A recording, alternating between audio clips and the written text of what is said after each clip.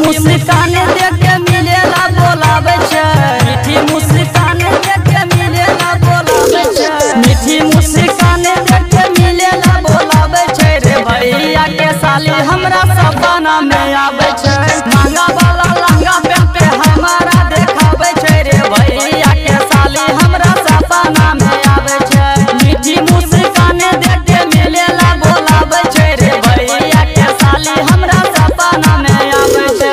DJ Amit Tiwari, जे अमित तिवारी, जे अमित तिवारी, भैया के साली हमरा सपना में आवे छे, भैया के साली हमरा सपना में आवे छे।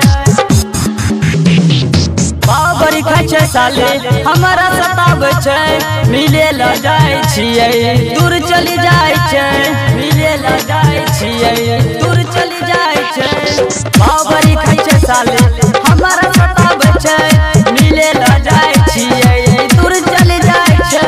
हंस मुस्का के उ हमारा लोभावे छे, मुस्का के उ हमारा लोभावे छे, हंस मुस्का के उ हमारा तरसावे छे रे भैया के साली हमरा सपना में आवे छे।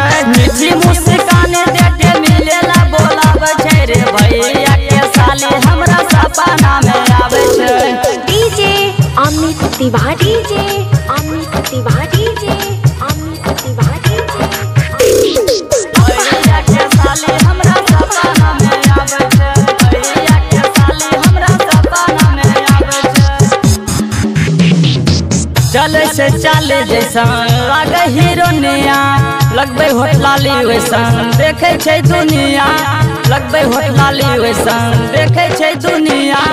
चले से चाले जैसा लागे हीरोनिया, लगबे होठ लाली जैसन देखे छे दुनिया।